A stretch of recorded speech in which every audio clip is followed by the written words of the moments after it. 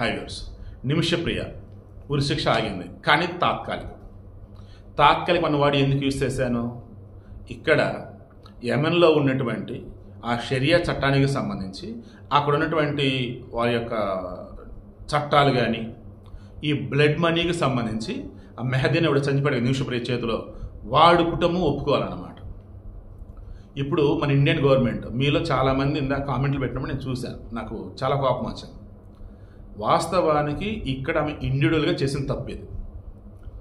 వాడు తేడాని ఆమెకు అర్థమైనప్పుడు అప్పుడే మన ఇండియన్ ఎంబసీని అప్రోచ్ ఎదుగుతా బయటపడాలి.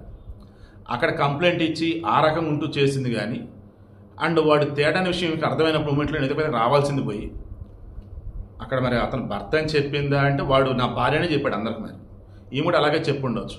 అంటే ఒక రకంగా అక్కడ చీటింగ్ చేస్తూ బిజినెస్ చేసింది. అయినా సరే కాపాడాలంటే కాపాడతారు మన వాళ్ళు, అదే చేశారు. ఇప్పుడు ఆమె క్రిస్టియన్, ఈ క్రిస్టియన్లు వచ్చేసి అంటారు మేమంతా ఒకటే అంటారు. కాదు, రోమన్లు, క్యాథలిక్లు, ఆర్థడాక్సులు ఇంకేవో ఉంటారు 4-5 సంఘాలు, యూనిటీ ఉండదు.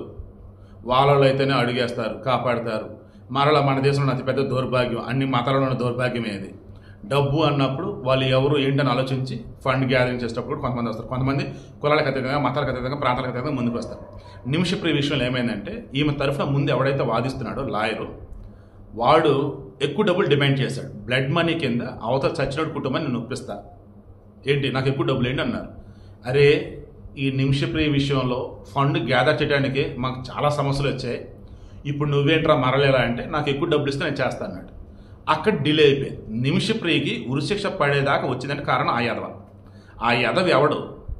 వీళ్ళ తరఫున వాదించినటువంటి క్రిస్టియనా, లేదు యెమెన్లో ఉన్నటువంటి ముస్లిమా, లేదా భారతదేశం నుంచి వెళ్ళినటువంటి హిందువా, ఇంకెవడో కానీ ఆ దేవుడు ఎవరైతే ఉన్నాడో వాళ్ళ దేవుడు, ఆ దేవుడు ఖచ్చితంగా వాడిని శిక్షించాలి. అరే చావు బతుకుల మధ్య ఉన్నటువంటి ఒక ఆమె ఆడ మనిషి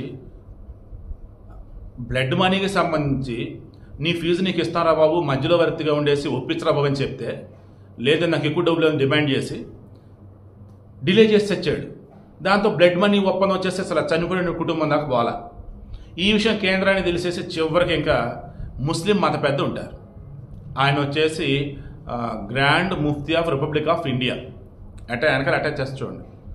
ఆయన పేరు వచ్చేసి షేక్ అబూబకర్ అహ్మద్. ఓకేనా, ఇతను కేరళలో ఉంటాడు. ఇతనికి గల్ఫ్లో కూడా మంచి నేమ్ ఉంది.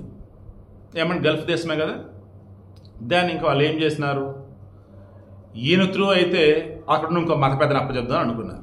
అక్కడ వచ్చేసి షేక్ హబీబ్ సూఫీ మత పెద్ద. సూఫీ మత గురువులు వచ్చేసి వాళ్ళందరినీ ఈక్వల్గా ట్రీట్ చేస్తారు. ముస్లింలైనా క్రిస్టియన్లైనా ఎవరినైనా సరే ఈక్వల్గా ట్రీట్ చేస్తారు వాళ్ళు. ఈవెన్ మన దగ్గర కూడా ముస్లిం మత వ్యాప్తి జరిగిందన్న ఇప్పటికే చాలామంది మస్తాన్ రెడ్డి, కరీం చౌదరి ఇలా కొన్ని పేర్లు ఉంటాయి మా గుంటూరు సైడ్, నెల్లూరు పక్కన సైడ్. ఏంటంటే సూఫీల వల్లే అది కూడా. ఓకేనా, సో చాలామంది ముస్లిం మతాన్ని ఫాలో అయిపోయినా ముస్లిం పేర్లు ఉంటాయి నార్మల్ హిందువులకు కూడా, కారణం ఈ సూఫీల వల్ల. సో ఈ సూఫీ షేక్ హబీబ్తో మాట్లాడటం జరిగింది అబూబకర్. ఈవెన్ మన విదేశాంగ శాఖలు కూడా మాట్లాడుతున్నారు.